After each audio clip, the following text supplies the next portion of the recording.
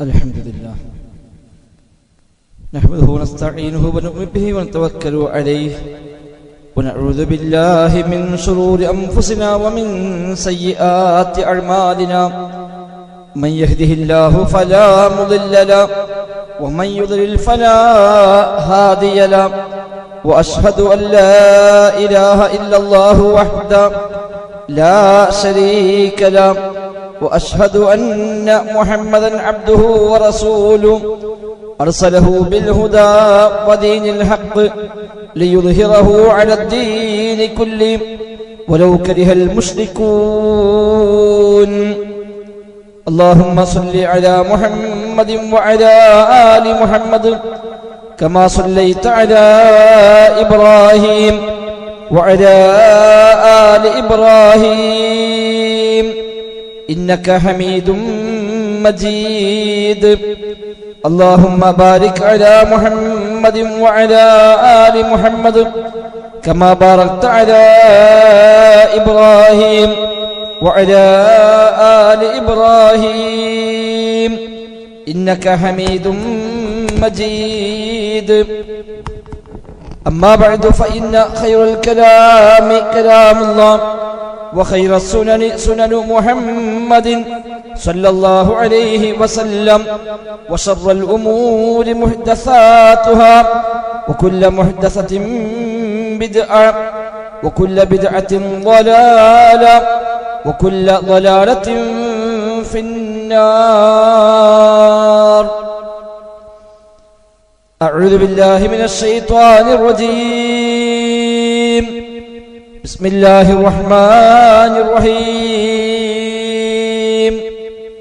يا أيها الذين آمنوا اتقوا الله حق تقاته ولا تموتن إلا وأنتم مسلمون بسم الله الرحمن الرحيم أم لهم نصيب من الملك فإذا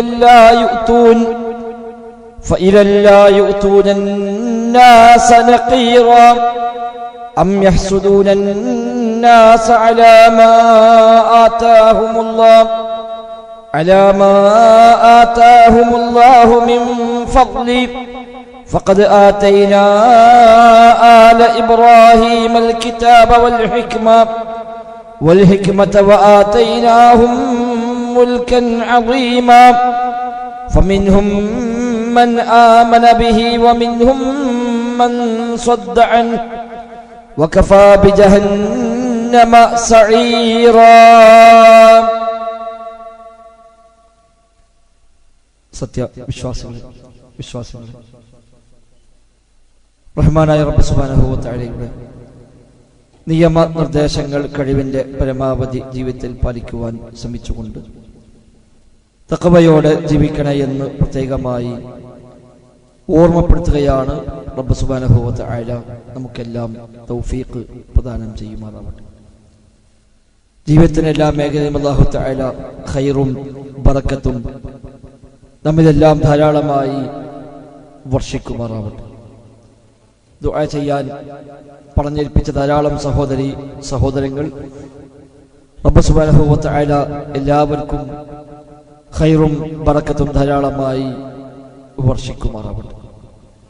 ഏതു സമയത്ത് എവിടെ വെച്ച് മരിക്കേണ്ടി വന്നാലും ലാ ഇലാഹ ഇല്ലല്ലാഹ് എന്ന് ഉച്ചരിച്ചുകൊണ്ട് ഈമാനോടെ മരിക്കുവാനുള്ള തൗഫീഖ് നൽകി നമ്മയെല്ലാം റബ്ബ് സുബ്ഹാനഹു വ തആല അനുഗ്രഹിക്കുമാറാവട്ടെ.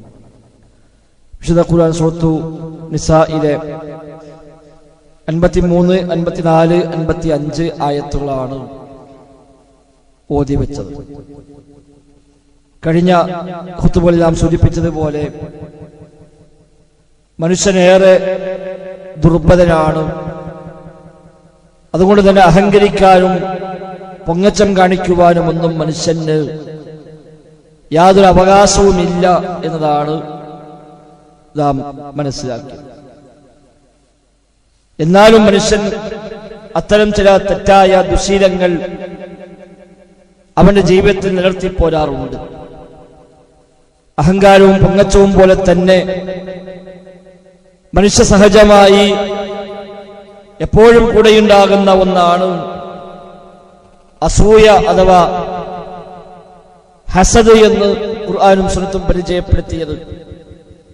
തെറ്റായ ദുഷിച്ച ശീലമാണ്. എന്നാൽ ശരിയായ വിശ്വാസമില്ലാത്തവർക്കെല്ലാം ഒരർത്ഥത്തിൽ നിന്ന് മറ്റൊരർത്ഥത്തിൽ ഇത്തരം അസൂയകൾ ജീവിതത്തിൽ ഉണ്ടാവാറുമുണ്ട്.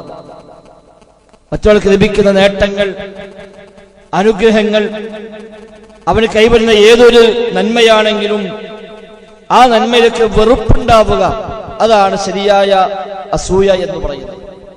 അത് ഒഴിവാകാൻ ആഗ്രഹിക്കൽ മാത്രമല്ല, ഒഴിവാകാൻ ആഗ്രഹിക്കലും അസൂയയുടെ ഭാഗമാണ്. അതോടൊപ്പം അവനൊരു നേട്ടം ലഭിക്കുമ്പോൾ അത് ഉൾക്കൊള്ളാൻ കഴിയാത്ത, അത് സഹിക്കാൻ കഴിയാത്ത, അതിൽ മാനസികമായി പ്രയാസമുണ്ടാകുന്ന ഒരവസ്ഥക്കാണ് ഹസദ് എന്ന് പറയുന്നത്. അല്ലാമ ഇബ്നു തൈമിയ്യ റഹിമഹുല്ലാഹ് അദ്ദേഹം അസൂയയെ കുറിച്ച് പറഞ്ഞത്, അൽ ഹസദ യക്റഹൽ ഇൻസാനു മാ അൻഅമ അല്ലാഹു ബിഹി അലാ ഗൈരിഹി. അല്ലാഹു തആല ഒരാൾക്ക് നൽകിയ ഒരു നിഅമത്ത്, ആ നിഅമത്തിൽ തനിക്കുണ്ടാകുന്ന വെറുപ്പ്, അതിനാണ് അസൂയ എന്ന് പറയുന്നത്. ഒരാൾക്ക് അനുഗ്രഹം ലഭിച്ചു, ആ അനുഗ്രഹം ലഭിച്ചതിൽ നമ്മൾ വെറുപ്പ് കാണിക്കുന്നു, അതൊരു പ്രയാസമായി സഹിക്കാൻ കഴിയാത്തതായി മാറുന്നു. അത് ഏത് വിഷയത്തിലുമാകാം. ബിമാലിൻ ഔ ബിൽ ബനീന, സമ്പത്ത് കൊണ്ടാകാം, സന്താനങ്ങളാകാം, ഔ ബിൽ സൗജ, ഇണയുടെ കാര്യത്തിലാകാം, ഔ ബിൽ ഇൽമി, അറിവിന്റെ കാര്യത്തിലാകാം, ഔ ബിൽ ഇബാദത്തി, ഇബാദത്ത് കൊണ്ടാകാം, ഔ ബിഗൈരി ദാലിക മിനൻ നിഅമി, അതല്ലാത്ത ഏത് നിഅമത്തുകളുമാകാം. സവാഅൻ തമന്നൈതൻ തസൂൽ അം ലം തതമന്ന, അത് അവന് ഇല്ലാതാവാൻ ആഗ്രഹിച്ചാലും അസൂയയാണ്. ഇല്ലാതാവാൻ ആഗ്രഹിക്കുന്നില്ല, പക്ഷെ അതിനേക്ക് ഉൾക്കൊള്ളാൻ കഴിയുന്നില്ല, അതിന്റെ പേരാണ് അസൂയ. ഒരാൾക്ക് സാമ്പത്തികമായി ഒരു അഭിവൃദ്ധി ഉണ്ടായി, കച്ചവടത്തിൽ അല്പം നേട്ടമുണ്ടായി, ഒരു നല്ല വീടുണ്ടായി, സാമ്പത്തികമായി തലക്കേടില്ലാത്ത സാഹചര്യമുണ്ടായി, വിദ്യാഭ്യാസമുണ്ടായി, ഉന്നതമായ സ്ഥാനം അയാൾക്ക് നേടാൻ അവസരമുണ്ടായി, തുടങ്ങി ഇൽമും ഇബാദത്തും വരെ ഇയാൾ പഠിച്ചു വളർന്നു, ഒരു ആലിമായി മാറി. ആ ഇൽമിന് പോലും ഒരു വെറുപ്പുണ്ടാകുക, അയാൾക്ക് ഇൽമുണ്ടായതിൽ നമുക്കൊരു പ്രയാസം, അല്ലെങ്കിൽ ഇബാദത്തിൽ മുഴുകുന്നു, എല്ലാ നന്മയിലും അയാൾ മുന്നേറുന്നു, അത് നമുക്ക് വല്ലാത്തൊരു സഹിക്കാൻ കഴിയാത്ത സാഹചര്യം. അതിലെല്ലാം അസൂയ എന്നാണ് പറയുക. ഇതെല്ലാം ആക്ഷേപകരമായ, ഉണ്ടാകാൻ പാടില്ലാത്ത ദുശ്ശീലങ്ങളായിട്ടാണ് വിശുദ്ധ ഖുർആനും സുന്നത്തുമൊക്കെ പരിചയപ്പെടുത്തുന്നത്. റസൂലുള്ളാഹി സ്വല്ലല്ലാഹു അലൈഹി വസല്ലമ നബുവത്ത് ലഭിച്ച് ദഅവത്തുമായി ഇറങ്ങിയപ്പോൾ അവിടെയുള്ള യഹൂദികളായ ആളുകൾ, നസ്വാറാക്കൾ, അതേപോലെ അവിശ്വാസികൾ, അവരൊക്കെ നബിയോട് അസൂയ കാണിച്ചുവെന്ന് വിശുദ്ധ ഖുർആൻ സൂചിപ്പിക്കുന്നുണ്ട്. പ്രവാചകർക്ക് ആ പ്രവാചകത്വം ലഭിച്ചതിൽ ഒരു അസൂയ, അവർക്കെല്ലാവരും ലഭിക്കേണ്ടത്, മുഹമ്മദിനല്ല നൽകേണ്ടത് എന്നൊരു മനസ്സ് അവർ കാണിക്കുകയും അത് അസൂയയാണ് എന്ന് വിശുദ്ധ ഖുർആൻ പരിചയപ്പെടുത്തുകയും ചെയ്തു. ഓതി വെച്ച ആയത്തതാണ്, അം യഹ്സുദുന്നാസ അലാ മാ ആതാഹുമുല്ലാഹു മിൻ ഫദ്ലിഹി. അല്ലാഹു തആല നൽകിയ ഫദ്ലിൽ അവർ ജനങ്ങളോട് അസൂയ കാണിക്കുകയാണോ എന്ന് റബ്ബ് സുബ്ഹാനഹു വ തആല ചോദിച്ചത് അഹ്ലു കിതാബുമായി ബന്ധപ്പെട്ടാണ്, നബിയുടെ കാര്യത്തിലാണ് അവരാ കാണിച്ച അസൂയ എന്നാണ് തൊട്ട് അപ്പുറം ഇപ്പുറം ആയത്തുകൾ വായിക്കുമ്പോൾ നമുക്ക് മനസ്സിലാകുന്നത്. എന്നിട്ട് അല്ലാഹു പറഞ്ഞു, ഫഖദ് ആതൈനാ ആല ഇബ്രാഹിം അൽ കിതാബുൽ ഹിക്മ വആതൈനാഹും മുൽക്കൻ അദീമ. ഇബ്രാഹിം കുടുംബത്തിന് നാം കിതാബ് നൽകിയിട്ടുണ്ട്, അതേപോലെ വിജ്ഞാനം നൽകിയിട്ടുണ്ട്, വലിയ അധികാരവും അവരെ പലർക്കും നാം നൽകിയിട്ടുണ്ട്. അതൊക്കെ റബ്ബിന്റെ ഇഷ്ടമാണ്. റബ്ബാണ് തീരുമാനിക്കുക ആർക്കെന്തു നൽകണമെന്ന്, റബ്ബിന്റെ തീരുമാനമാണ്. അല്ലാഹു സുബ്ഹാനഹു വ തആല ചിലർക്ക് സമ്പത്ത് നൽകും, ചിലർക്ക് സൗകര്യങ്ങൾ നൽകും, ചിലർക്ക് സൗന്ദര്യം നൽകും, ചിലർക്ക് മറ്റ് ഭൗതികമായ സുഖങ്ങൾ നൽകും, അറിവ് നൽകും, തഖ്വ നൽകും. അതൊക്കെ റബ്ബിന്റെ ഇഷ്ടമാണ്. നമുക്ക് ലഭിക്കാൻ ആഗ്രഹിക്കാം നല്ല കാര്യങ്ങൾ, അതല്ലാതെ അവന് ലഭിച്ചതിൽ ഒരു പ്രയാസം, ഒരു മാനസികമായ വിഷമം. അവനൊക്കെ എന്നാ വലുതായത്, അവരൊക്കെ നമുക്കറിയില്ലേ, അവരൊക്കെ നമ്മളെ വീട്ടിൽ പണ്ട് പണിയെടുത്തതല്ലേ, അവന്റെ വാപ്പ എങ്ങനെയായിരുന്നു, വല്ലിപ്പ എങ്ങനെയായിരുന്നു, ഇതൊക്കെ പൊതുവെ ആളുകൾ പറയാറുള്ള സംസാര ശൈലികളാണ്. ചില ആളുകൾ മെച്ചപ്പെട്ടു വരുമ്പോ ഉൾക്കൊള്ളാൻ കഴിയില്ല. അത് അൽഹംദുലില്ലാഹ് അയാൾക്ക് ലഭിച്ചല്ലോ, ഒരുപാട് കഷ്ടപ്പെട്ടു, ഇപ്പോഴെങ്കിലും രക്ഷപ്പെട്ടല്ലോ എന്നാണ് വിശ്വാസി ചിന്തിക്കേണ്ടത്. ഒരു മുഅ്മിൻ എപ്പോഴും ഗുണകാംക്ഷയുള്ളവനാണ്, അവൻ നസീഹത്തുള്ളവനാണ്, എല്ലാവർക്കും ഗുണം വരണമെന്നാണ് അവൻ ആഗ്രഹിക്കുക. എല്ലാവർക്കും ഖൈർ ലഭിക്കണം, ദുനിയാവിലും അവൻ മെച്ചപ്പെടണം, ആഖിറത്തും അവൻ സ്വർഗത്തിലേക്ക് പോകണം. ഇതാണ് എല്ലാവരുടെയും കാലത്തിൽ വിശ്വാസിക്കുണ്ടാകേണ്ടുന്ന മനസ്സ്. നബി തങ്ങൾ പറഞ്ഞുവല്ലോ, അദ്ദീനു അന്നസീഹ, മതമെന്ന് പറഞ്ഞാൽ തന്നെ അത് ഗുണകാംക്ഷയാണ്. ദീൻ എന്നാൽ ഗുണകാംക്ഷയാണ്. ആരോടാ നബിയെ ഗുണകാംക്ഷ? ലില്ലാഹി വലി കിതാബിഹി വലി റസൂലിഹി വലി ആമത്തിൽ മുഅ്മിനീന വഅഇമ്മത്തിഹിം എന്നാണ് നബി തങ്ങൾ നൽകിയ വിശദീകരണം. പടച്ച റബ്ബിനോട്, അവന്റെ കിതാബിനോട്, അവന്റെ റസൂലിനോട്, മുസ്ലിം ബഹുസമൂഹത്തോട്, അവിടെ നേതാക്കന്മാരോട് എല്ലാം ഗുണകാംക്ഷയാണ് വിശ്വാസിക്ക്. എല്ലാവരും നന്നാവണം, എല്ലാവർക്കും ഖൈർ ലഭിക്കണം, എല്ലാവരും മെച്ചപ്പെടണം, എല്ലാവരും രക്ഷപ്പെടണം എന്നതാണ് ശരിയായ വിശ്വാസിയുടെ മനസ്സുണ്ടാവേണ്ടത് എന്നാണ് അല്ലാഹു തആല പഠിപ്പിക്കുന്നത്. സ്വഹീബു യാസീൻ എന്ന് പറയുന്ന യാസീൻ സൂറയിൽ പരാമർശിക്കപ്പെട്ട ഒരു വ്യക്തിയുടെ കഥ നമുക്കറിയാമല്ലോ.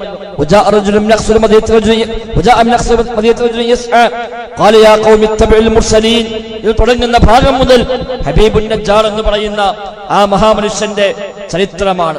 നാട്ടിലേക്ക് വന്ന പ്രവാചകന്മാരെ നാട്ടുകാർ തള്ളിക്കളഞ്ഞപ്പോൾ ഒരു മനുഷ്യൻ ആ നാട്ടിൽ തന്നെ രംഗത്ത് വന്നുകൊണ്ട് മുർസലീങ്ങളെ പിൻപറ്റുവീൻ, അവരാരും നിങ്ങളോട് പ്രതിഫലമൊന്നും ആവശ്യപ്പെടുന്നില്ലല്ലോ, പറയുന്ന കാര്യമോ സത്യമാണ് താനും, സട്ടാവിനെ ആരാധിക്കണമെന്നാണ് അവരാവശ്യപ്പെടുന്നത്. സൃഷ്ടിച്ച സട്ടാവിനെ ആരാധിക്കാതിരിക്കാൻ എന്തു ന്യായമാണ് എനിക്കുള്ളത്? മാത്രവുമല്ല, ഞാൻ എങ്ങനെ അല്ലാഹുക്ക് പുറമെ ഇലാഹുകളെ സ്വീകരിക്കും? അല്ലാഹുക്ക് പുറമെ ഇലാഹുകളെ ഞാൻ എങ്ങനെ സ്വീകരിക്കും? കാരണം എന്റെ റബ്ബെനിക്ക് ദുരിതം തീരുമാനിച്ചാൽ അത് വേണ്ടെന്ന് വെക്കാനൊന്നും അവർക്കാർക്കും സാധ്യമല്ലല്ലോ. അതുകൊണ്ട് ഈ പ്രവാചകന്മാർ പറഞ്ഞ കാര്യം സത്യമാണ് എന്ന് പ്രഖ്യാപിച്ച ആ മനുഷ്യനെ ആ നാട്ടുകാർ കല്ലെറിഞ്ഞ് കൊന്നുവെന്നാണ് ഖുർആനിന്റെ സൂചന. അതേപോലെ ഹദീസിൽ പഠിപ്പിക്കപ്പെടുന്നത്. ആ കൊല്ലപ്പെട്ട് സ്വർഗത്തിലേക്ക് എത്തിയപ്പോഴും ആ മനുഷ്യന്റെ മനോഗരം അല്ലാഹു എടുത്തു പറഞ്ഞു.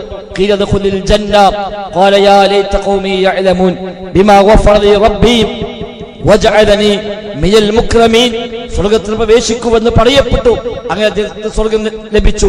ആ സ്വർഗത്തിലേക്ക് പ്രവേശിപ്പിക്കപ്പെടുമ്പോഴും ആ മനുഷ്യന്റെ മനോഗതമാണ്, എന്റെ സമൂഹം ഇത് അറിഞ്ഞിരുന്നുവെങ്കിൽ, എനിക്ക് പുറത്തു തന്നു, സ്വർഗം കിട്ടി, എന്നെ ആദരിച്ചു വന്നത് ഈ സമൂഹം അറിഞ്ഞിരുന്നുവെങ്കിൽ അവർ തൗഹീദ് സ്വീകരിക്കുമായിരുന്നുവല്ലോ എന്ന് മനുഷ്യന്റെ മനസ്സ് പറയുമ്പോൾ ഇബ്നു അബ്ബാസ് റളിയല്ലാഹു അൻഹു വിശദീകരിക്കുന്നു. ആ മനുഷ്യൻ ജീവിതകാലത്തും നസീഹത്ത് കാണിച്ചു, മരണശേഷവും നസീഹത്ത് കാണിച്ചു എന്നാണ്. അതാണ് ശരിയായ സത്യവിശ്വാസി. അതല്ലാതെ ഒരാൾക്ക് പ്രയാസം, ഒരാൾക്ക് ഒരു മെച്ചം ലഭിക്കുമ്പോൾ, ആശ്വാസം ലഭിക്കുമ്പോൾ അതിൽ പ്രയാസപ്പെടുകയല്ല വേണ്ടത്.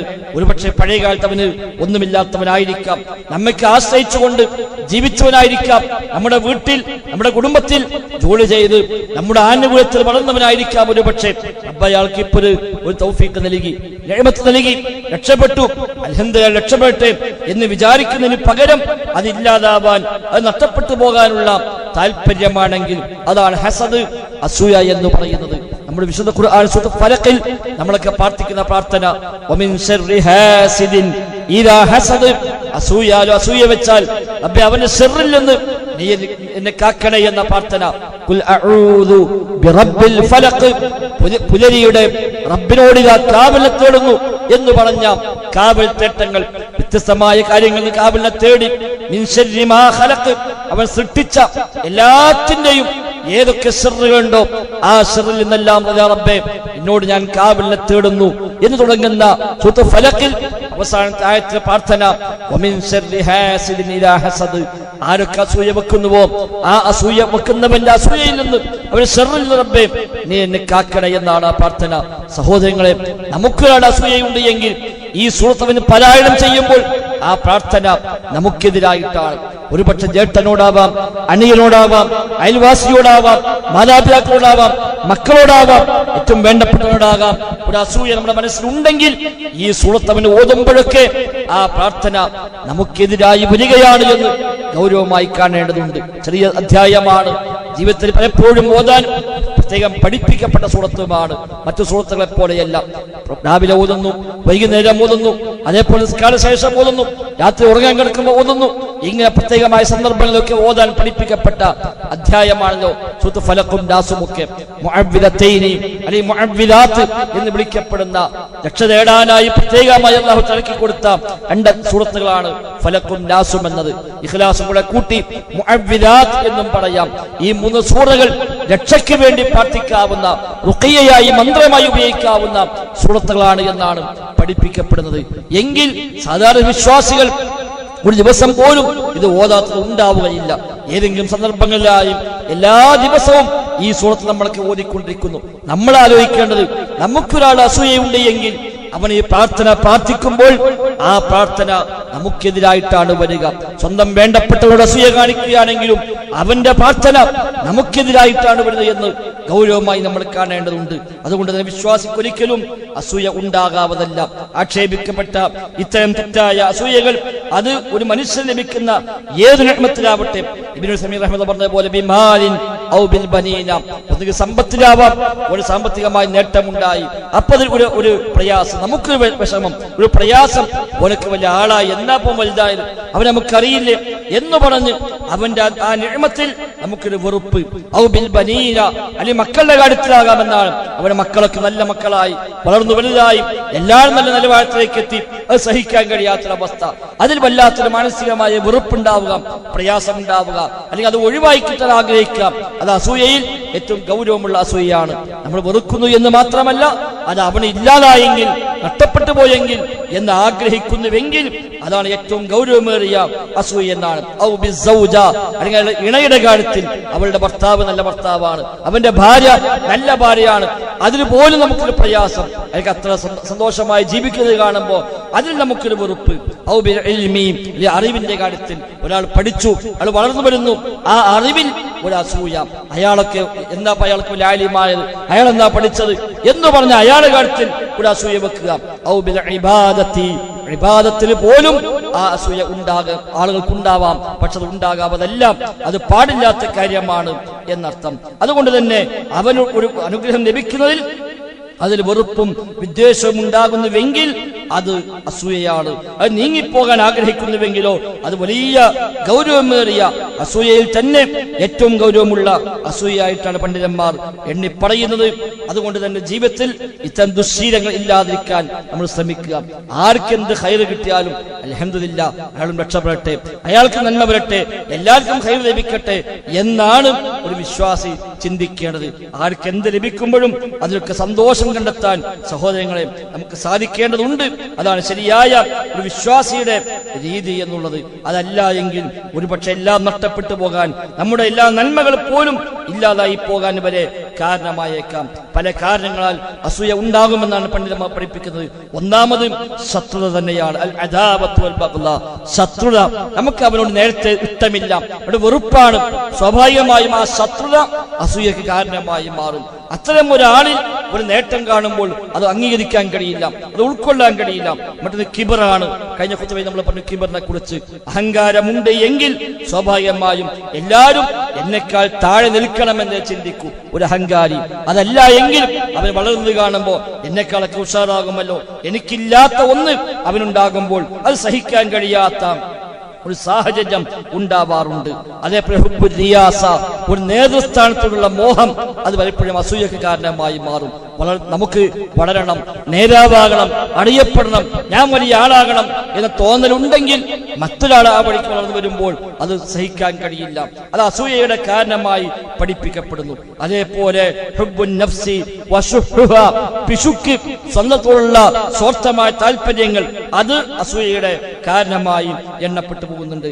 അത്തഅജ്ജുബും, അതേപോലെ പൊങ്ങച്ചം, ഞാൻ വലിയ ആളാണ് എന്ന, എനിക്ക് എന്നെ പറ്റിയുള്ള ഒരു സെൽവിചാരം, സ്വയം തലക്കേടില്ല എന്ന തോന്നൽ, അത് പലപ്പോഴും അസൂയക്കാരനമായി മാറും. മറ്റൊന്ന് അൽ ഖൗഫ് മിൻ ഫവാത്തിൽ മഖാസിദ് എന്നാണ്.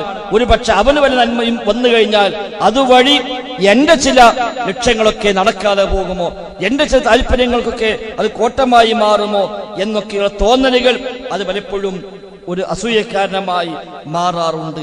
ഇങ്ങനെ തുടങ്ങിയ പല കാരണങ്ങളാൽ അസൂയ ഉണ്ടായി വരും. അത് ഇല്ലാതിരിക്കാൻ ശ്രദ്ധിക്കുക. മൊത്തത്തിൽ പറയുമ്പോൾ പണ്ഡിതന്മാർ എണ്ണി പറഞ്ഞ ഒന്ന് എന്നാണ്. ദുനിയാവിന്റെ നൈമിഷികമായ നിഅമത്തുകളും അതിനു വേണ്ടിയുള്ള മത്സരം, അതാണ് പലപ്പോഴും അസൂയക്ക് കാരണമായി മാറുക എന്നാണ്. ദുനിയാവിൽ ലഭിക്കണം, നേടണം, എനിക്കുണ്ടാകണമെന്ന ആഗ്രഹം അത് വല്ലാതെ കയറുമ്പോൾ സ്വാഭാവികമായും മറ്റൊരാൾക്ക് ഉണ്ടാകുന്നത് സഹിക്കാൻ കഴിയില്ല. നമുക്ക് കുറയുമോ എന്ന ഭയമുണ്ടാകും. മുനാഫികളെ പറ്റി അല്ലാഹു തആല പറഞ്ഞു, അവര് മുസ്ലിമീങ്ങൾ വിശ്വാസികൾ ഗനീമത്ത് സ്വത്തെടുക്കുമ്പോൾ അവിടെ പോലും ഇവർ പറഞ്ഞ മറുപടി കാണാം, നിങ്ങൾക്ക് ഞങ്ങൾ അസൂയയാണ് എന്ന് പറഞ്ഞുകൊണ്ട് വിശ്വാസികൾക്ക് നേരെ അവർ പ്രയോഗിച്ചതായി വിശുദ്ധ ഖുർആൻ തന്നെ പഠിപ്പിക്കുന്നുണ്ട്. സഹോദരങ്ങളെ, എല്ലാ രംഗത്തും ഒരു ഗുണകാംക്ഷയുള്ള മനസ്സായി മാറാനാണ് നാം ശ്രദ്ധിക്കേണ്ടത്. അതല്ല എങ്കിൽ അതൊക്കെ പലപ്പോഴും നഷ്ടമായി മാറും എന്നുള്ളത് നാം തിരിച്ചറിയുക. അല്ലാഹു തആല തൗഫീഖ് പ്രദാനം ചെയ്യുമാറാവട്ടെ.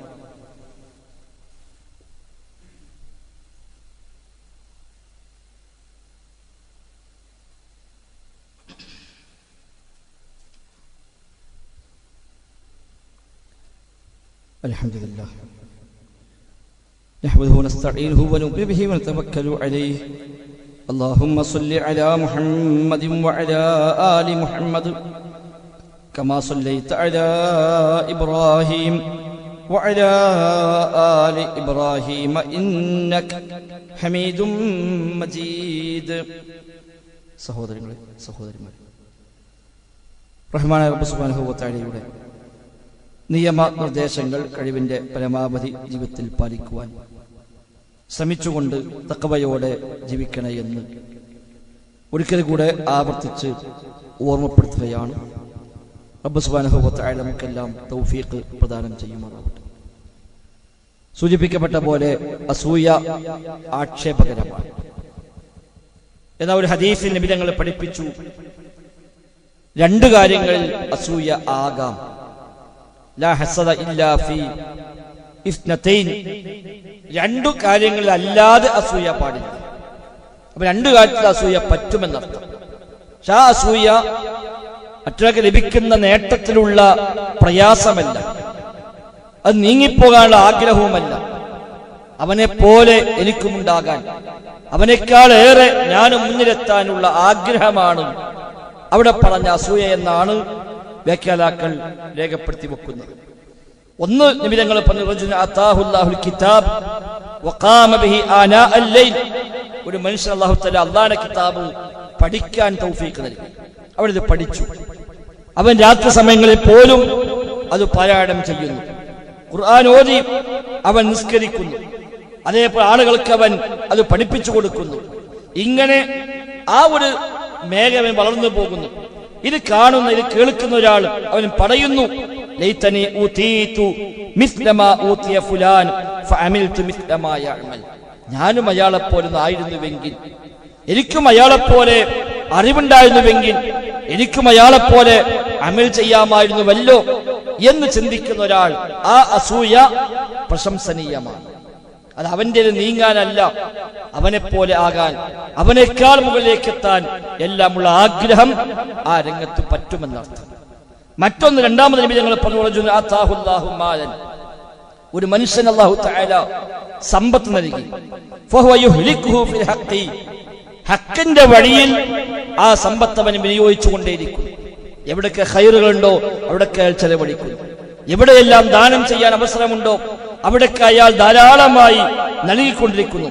ഇത് കാണുന്ന ഒരാൾ പറയുന്നു, ലൈതനി ഊതീതു മിസ്ല മാ ഊതിയ ഫുലാൻ, അയാൾക്കൊക്കെ കിട്ടിയ പോലെ എനിക്ക് കിട്ടിയിരുന്നുവെങ്കിൽ ഫഅമിൽതു മിസ്ല മാ യഅമൽ, അവൻ ചെയ്യുന്ന പോലെ എനിക്കും ചെയ്യാമായിരുന്നുവല്ലോ, അയാളെപ്പോലെ എനിക്കും അങ്ങ് സമ്പത്ത് ചെലവഴിക്കാമായിരുന്നുവല്ലോ എന്ന് ചിന്തിക്കുന്ന ഒരാൾ, ആ അസൂയയും അനുവദനീയമാണ് എന്നർത്ഥം. അപ്പൊ ഈ ഇത്തരം അസൂയകൾ, അത് ഹസദുൽ മഹ്മൂദ് എന്ന് പറയുക, പ്രശംസനീയമായ അസൂയ. അത് മലയാളത്തിൽ അസൂയ എന്ന് പറയാൻ പറ്റുമെന്ന് അറിയില്ല. ഹസദ് എന്ന പദമാണ് അറബിൽ അതിനും ഉപയോഗിച്ചിരിക്കുന്നത്. അപ്പൊ ആ ഹസദ് മറ്റുള്ളവന്റെ നീങ്ങലല്ല, അവനെ പോലെ ആവാൻ, അവനേക്കാളും മേലെ എത്താൻ ഒക്കെയുള്ള ആഗ്രഹമാണ്. അത് ഈ രണ്ടു കാര്യത്തിൽ അത് പറ്റുമെന്നാണ്. ഒന്ന് അറിവിന്റെ കാര്യത്തിൽ, മറ്റൊന്ന് സമ്പത്ത് കൊണ്ട് നന്മകൾ ചെയ്യുന്ന വിഷയത്തിൽ. അല്ലാഹു പൊതുവായി ഖുർആനിൽ പറഞ്ഞുവല്ലോ, വഫീ ദാലിക ഫല്യതനാഫസിൽ മുതനാഫിസൂൻ. സ്വർഗം നേടുന്ന കാര്യത്തിൽ മത്സരിക്കുന്നവർ മത്സരിക്കട്ടെ എന്നാണല്ലോ അല്ലാഹു തആല പഠിപ്പിച്ചത്. ആ ആയത്ത് അതാണ് സൂചിപ്പിക്കുന്നതെന്നാണ് ഇമാം ഖുർത്തുബി റഹിമഹുല്ലാഹ് ഈ ആയത്ത് വ്യാഖ്യാനിക്കുമ്പോൾ പറയുന്നുണ്ട്, ഇവിടെ അൻ തതമന്ന അൻ യകൂന കമിന നിഅമതി വൽ ഖൈരി മിസ്ല മാ ലിഗൈരിക. മറ്റൊരാൾക്ക് ഉള്ളതുപോലെ നിനക്കും അത്തരം ഖൈറുകൾ ലഭിക്കാൻ ആഗ്രഹമാണ് ഇവിടെ പറഞ്ഞ ഈ ആയത്തിൽ പറഞ്ഞ കാര്യം. മിൻ ഗൈരി അൻ തസൂല അൻഹു, അവന്റെ നീങ്ങിപ്പോകാൻ ആഗ്രഹിക്കതല്ല, അവൻ ലഭിച്ചതിൽ വിഷമുണ്ടാകതല്ല. അയാൾ ചെയ്തു, അയാൾ പഠിച്ചു, അയാൾ വലിയ ആലിമായി, അയാൾ അത് പഠിക്കുകയും അത് അമൽ ചെയ്യുകയും ആളുകളെ പഠിപ്പിക്കുകയും ഒക്കെ ചെയ്യുന്നു. ഒരു ഹദീസിൽ കാണാം,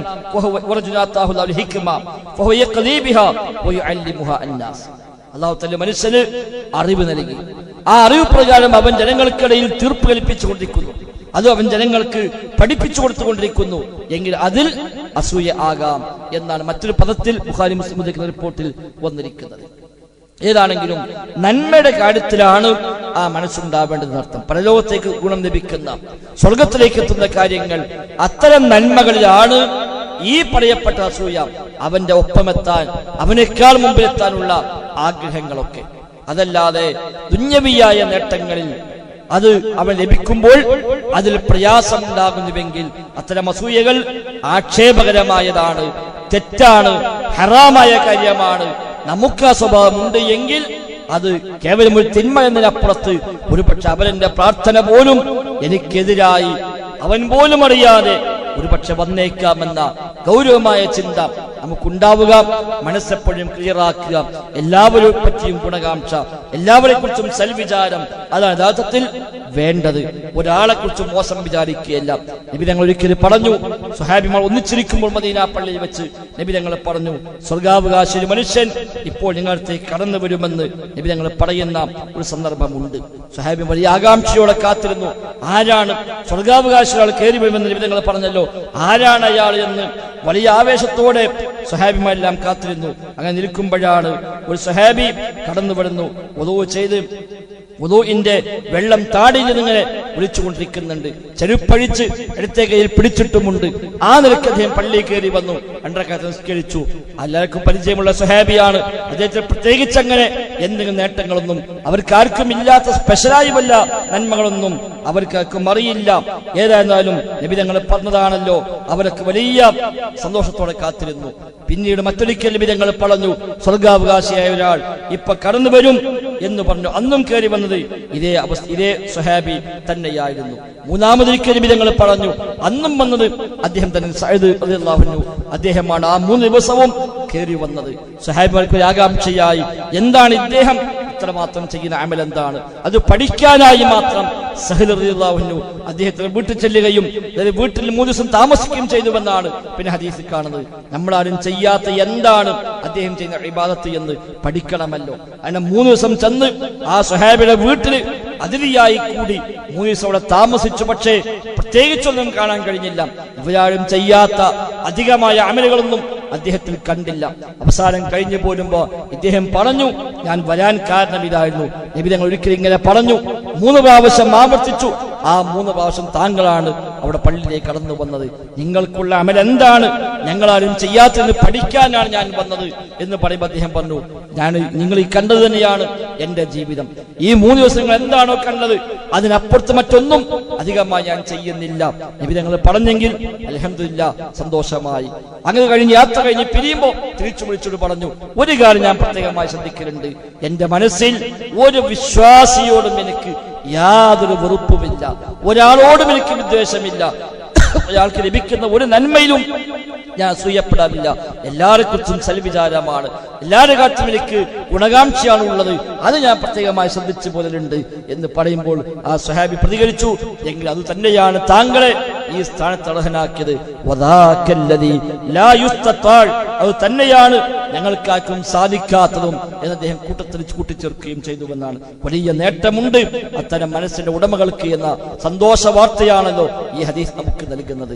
എല്ലാവർക്കും ഗുണം വേട്ടെന്ന് ആഗ്രഹിക്കുക, ഒരാളെ കുറിച്ച് മോശമായ വിചാരമില്ലാതിരിക്കുക. അയാൾ ശരിയില്ല, ഇവൻ ശരിയില്ല, മറ്റവൻ ശരിയല്ല എന്ന് പറഞ്ഞ് എല്ലാവരെയും ശരികേടുകളെ മാത്രം നോക്കിക്കാണുന്ന ആ ശീലം ഒരുപക്ഷെ നമ്മുടെ സ്വർഗം പോലും നഷ്ടപ്പെടാൻ കാരണമായേക്കാം. അതല്ല, കഴിഞ്ഞ ഖുതുബയിൽ സൂചിപ്പിച്ച പോലെ എല്ലാവരും നല്ലവരാണ്, എല്ലാവരും എന്നേക്കാൾ ഉഷാറാണ് എന്ന് ചിന്തിക്കാനാണ് വിശ്വാസിക്ക് സാധിക്കേണ്ടത്. അതാണല്ലോ വിനയം.